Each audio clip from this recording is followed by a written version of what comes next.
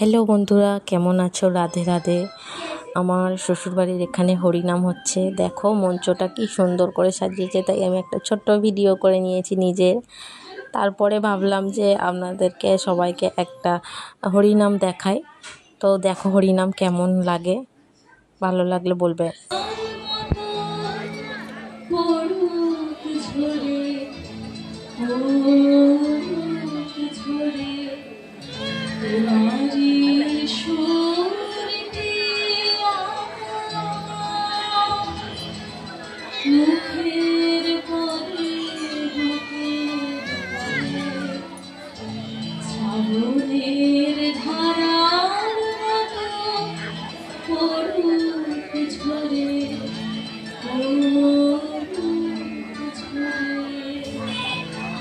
আরো অনেক গান তিনি বেহাল আগে রচনা করেছিলেন, কিন্তু জনপ্রিয় গান। তোমারও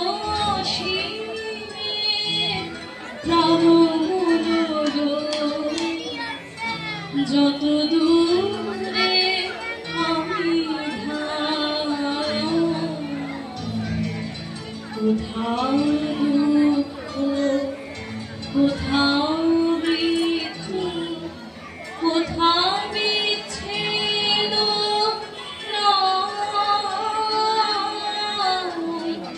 তোমার অসীমে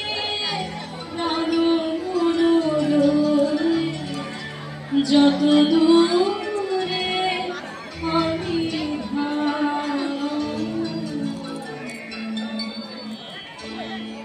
প্রচুর প্রচুর গান আছে বেহাগ লাগে। আগে সেই গান গাইতে গেলে কতটা সময় নষ্ট হবে, তো যেখানে ছিলাম আবার সেখানে ফিরে আসবো। কথাই কথাই বেলা কথাই কথাই বেলা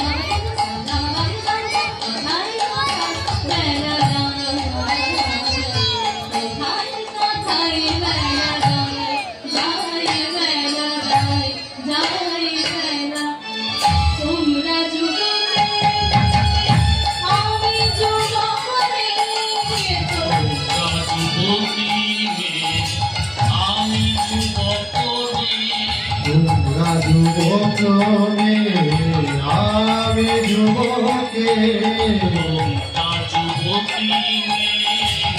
আমি যুবক তোমরা যুবতী আমি যুবক তোমরা যুবতী আমি যুবক হাসো করি হাসি গেল আমি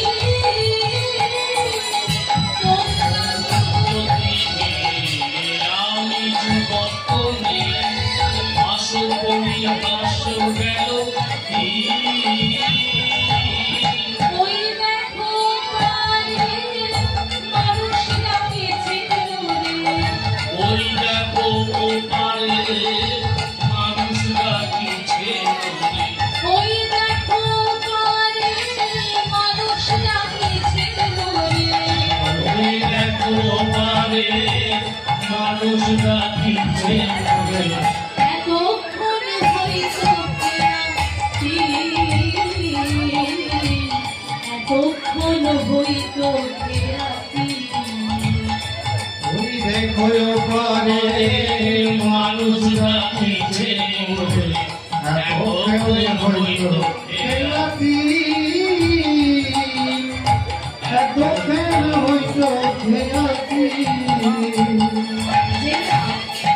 ব্রজগোপীরা বলেছে নামে প্রজাপতিদেরকে বলেছে, ওই দেখো ওপারে মানুষ ডাকিছে মোরে, এতক্ষণ হইত খেয়া দিন।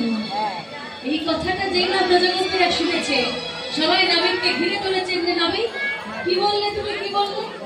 তোমাকে যখন তোমার নৌকার সময় জিজ্ঞাসা করলাম, তুমি কি বললে? তুমি রোজ দুটি করে খেয়া দাও, একটি সকালে আর একটি সন্ধ্যাবেলা, আর এখন তুমি বলছো কথায় কথায় আমাদের সাথে বেলা হয়ে যাচ্ছে বলে এতক্ষণ তোমার তিনটে খেয়া হয়ে যেত। তৃতীয় খেয়া কোথা থেকে এলো? তৃতীয় খেয়ার কথা তো তুমি আমাদেরকে বললে না। তৃতীয় খেয়ার নিয়ম বিষয় কি? নাবিক তখন বলে, এই যে আমার তৃতীয় খেয়া, এই তৃতীয় খেয়ার নির্দিষ্ট কোনো নিয়মও নেই, আর এই তৃতীয় খেয়ার নির্দিষ্ট কোনো সময়ও নেই। এই তৃতীয় খেয়াতে পার হতে গেলে কোনো কড়িও দিতে হয় না। তাহলে তৃতীয় খেয়াতে কারা পার হতে পারে? না, তৃতীয় খেয়াতে পার হতে পারে শুধুমাত্র সাধু গুরু বৈষ্ণব মহাজন যারা, তারা এই তৃতীয় খেয়াতে পার হতে পারে। তোমরা যদি পার হতে চাও, তোমরা করি যাও, করে দিয়ে তোমরা পার হয়ে যাও। রাধারানী তখন কি করলেন? নাবিকের নৌকোতে চড়ে বসলেন, বাম ধারে নিয়েছেন দধিদুগ্ধ ছানামাখনের পসরাটি, আর ডান হাতে ঘোমটা টেনে নাবিকের নৌকোতে চড়ে বসেছেন। এবার নাবিক যে না রাধারানীর পসরাতে দধিদুগ্ধ ছানামাখন দেখেছে, যতই সুন্দর করে নাবিক সাজুক আর সোনার উপর দিয়ে মণি মাণিক্য দিয়ে নৌকা সাজা, দধিদুগ্ধ ছানামাখন দেখে আমাদের গোবিন্দ আর কিন্তু নিজেকে ঠিক রাখতে পারলেন না। তিনি তখন রাধারানীকে বলে, রাই, তোমার তো পসরাতে দধিদুগ্ধ ছানামাখন বেশ ভালো মতোই রয়েছে, অনেক রয়েছে, তো তুমি একটা কাজ করো, তুমি তোমার পসরার থেকে আমাকে দধিদুগ্ধ ছানা মাখন যাও কিছু একটু দাও, আমি খাই, আমার শরীরে একটু বল হোক। আসলে কি হয়েছে, তোমরা যমুনার তীরে বসে বসে আমাকে সবাই মিলে কেঁদে কেঁদে এমন করে ডাকলে যে আমি ঘর থেকে ঠিক মতো খেয়েই আসতে পারিনি। আর আজকে যমুনার অবস্থা দেখো, এই ভরা যমুনাতে নৌকা বাইতে গেলে শরীরে তো শক্তি প্রয়োজন, বলের প্রয়োজন। তাহলে আমি না খেয়ে এসে কি করে সেই নৌকাটা পেয়ে নিয়ে যাবো বলো? তাহলে তুমি তোমার পসরার থেকে দধিদুগ্ধ ছানা মাখন কিছু দাও, শরীরে বল হোক, তারপরে নৌকাটা বাইতে শুরু করবো। বড়িমা তখন বলছে, ও নাবিক, তোমার ওই ছল চাতুরি আমরা অনেক দেখেছি, তোমার ছল চাতুরি আমাদের কাছে আর করো না। আগে তুমি আমাদের সবাইকে যমুনার এপার থেকে ওই পারে পার করে দাও। সবাইকে পার করা হয়ে গেলে ওই পারে পৌঁছে যাওয়ার পরে তুমি যত পারবে না, যত চাইবে তোমাকে ওখানে পৌঁছে ভুল খাওয়াবো, ভুল খাওয়াবো, ভুল খাওয়াবো।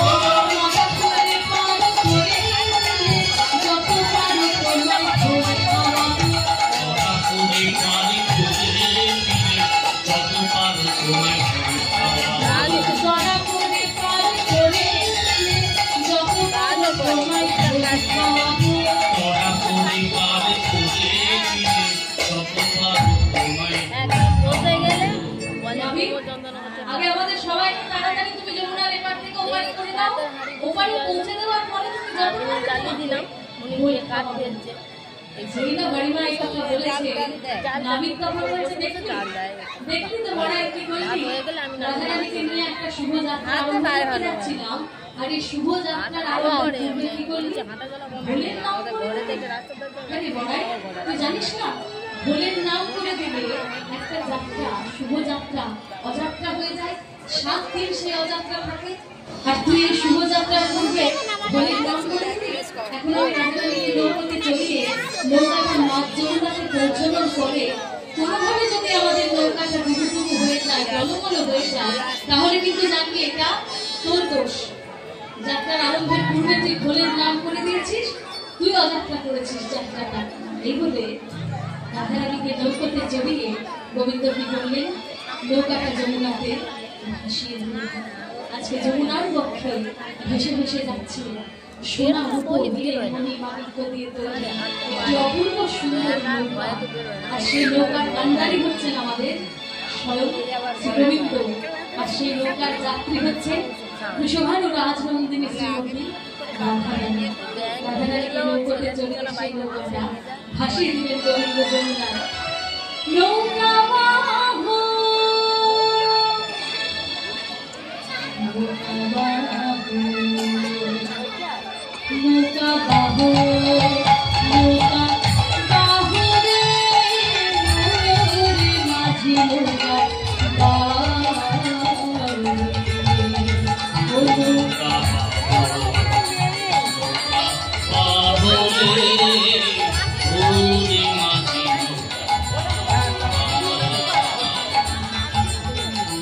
নৌকা বাহো নৌকা বাহো রে ওরে মাঝি নৌকা বাহো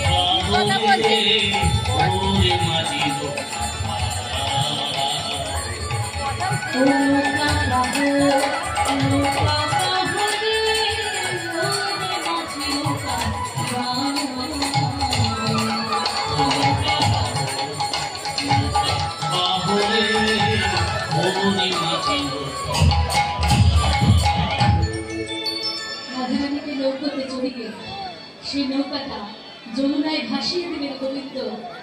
আর যেই না নৌকাটা মাঝ যমুনাতে গিয়ে পৌঁছেছে, গোবিন্দ কি করছেন? নিজেই সেই নৌকাটা টলিয়ে দিচ্ছে, আর নিজের নৌকাটা টলিয়ে দিয়ে রাধারানীকে ভয় দেখাচ্ছে যে নাই নাই এবার বুঝি আমাদের নৌকাটা মাঝ যমুনাতে ডুবে যাবে নাই, এবার বুঝি আমাদের নৌকাটা মাঝ যমুনাতে ডুবে যাচ্ছে। কি হবে নাই? নৌকাটা তো টলমল হয়ে যাচ্ছে। আচ্ছা, এরকম কেন হচ্ছে বলো তো? আমার কি মনে হয় তুমি আজকে একটা নীল শাড়ি পরে আমার নৌকাতে চলেছ। তোমার এই নীল শাড়ি দেখে আজকে আকাশে মেঘের উদয় হয়েছে, আর সেই জন্য বোধহয় যমুনার টান বেড়ে গেছে, আর সেই জন্য নৌকাটা ডুবুডুবু হয়ে যাচ্ছে, টলমল হয়ে যাচ্ছে। তুমি একটা কাজ করো, তুমি তোমার নীল শাড়িটা পরিবর্তন করে পরিত্যাগ করে একটা শুভ্র বসন করে সাদা শাড়ি পরে আমার নৌকাতে চড়ো, তাহলে আর আকাশে মেঘও আসবে না, যমুনার টানও বেড়ে যাবে না, নৌকাও ডুবুডুবু হবে না, আমরা যমুনার এপার থেকে ওপারে পেরিয়ে যাবো।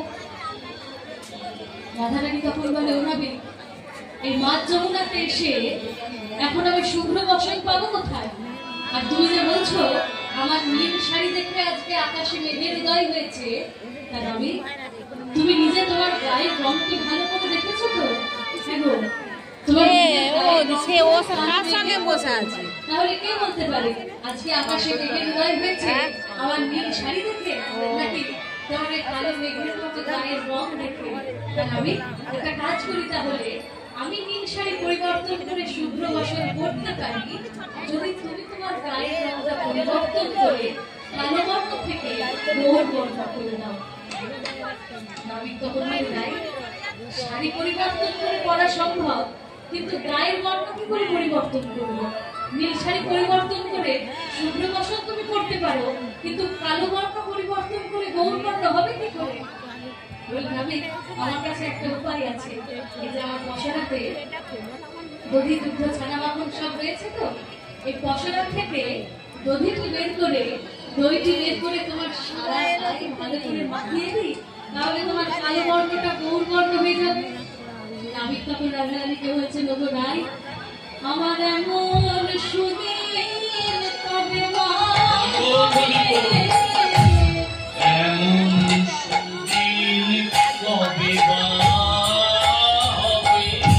আমার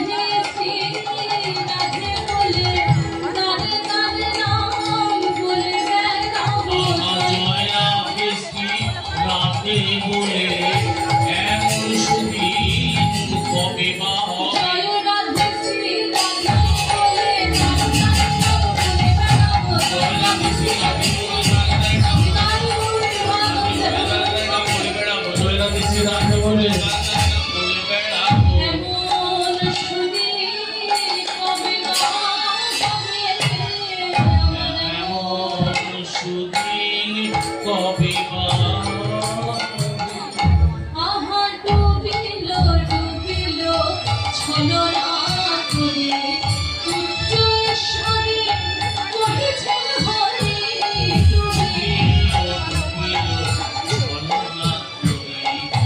উচ্চস্বরে কহিছেন হরি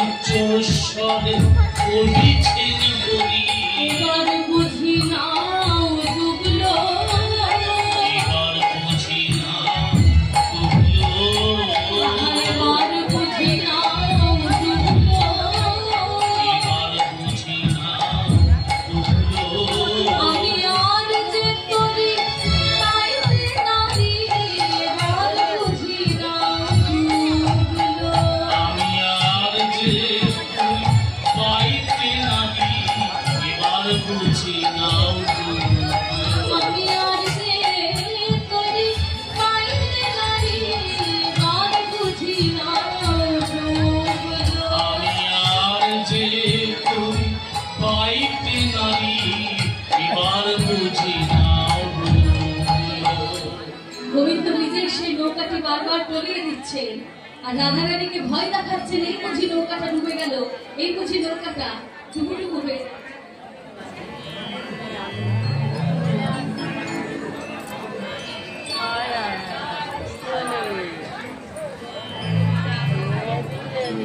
এই যে নৌকাটা ডুবুডুবু হয়ে যাচ্ছে, টলমল হয়ে যাচ্ছে। রাধারানী তখন কি করলেন, দুহাত বাড়িয়ে ওই পারে যত গরিমা আর সখীরা দাঁড়িয়ে আছেন, দুহাত বাড়িয়ে সেই সখীকে ডাকছে, ও বড়াই আমাকে তুই বাঁচা, আজকে বুঝলি আমি মাছ যমুনাতে ডুবে যাবো, গরিমা আমাকে রক্ষা কর, সখী আমাকে বাঁচা। গরিমা তখন রাধারানীকে বলছিল, রে রাই, আজকে তুই যার নৌকাতে চড়েছিস ও নৌকা কোনোদিনও ডুববার নয়। যার নৌকাতে চড়েছিস ওর নৌকাটা যদি ডুবে যায় তাহলে তো ওর নামের তরেই ডুবে যাবে। ওর নৌকা কোনোদিনও ডুববার নয়, ওর নাম নিয়ে তুই নৌকাতে বসে থাক, কিচ্ছু হবে না। রাধারানী তখন মনে মনে ভাবছে যে ওই কুল থেকে তো আমি বহু দূরে চলে এসেছি, আর যে কুলে আমি যাব সেই কুলও আমার বহু দূর। তাহলে মাঝ যমুনাতে এখন আমাকে আর তো পিছনের পানে ফিরে চাইলে চলবে না। রাধারানী মনে মনে ভাবছে, মাঝ যমুনায় এসে রে মন ফুলের পানে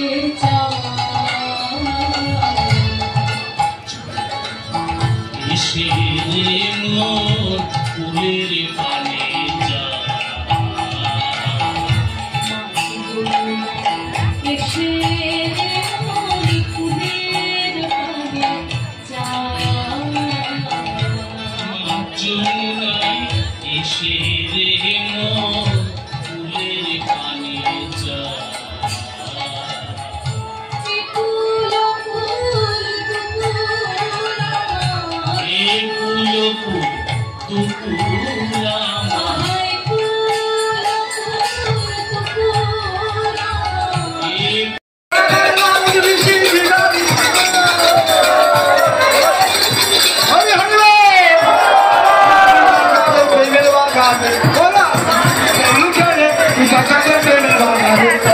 Hola,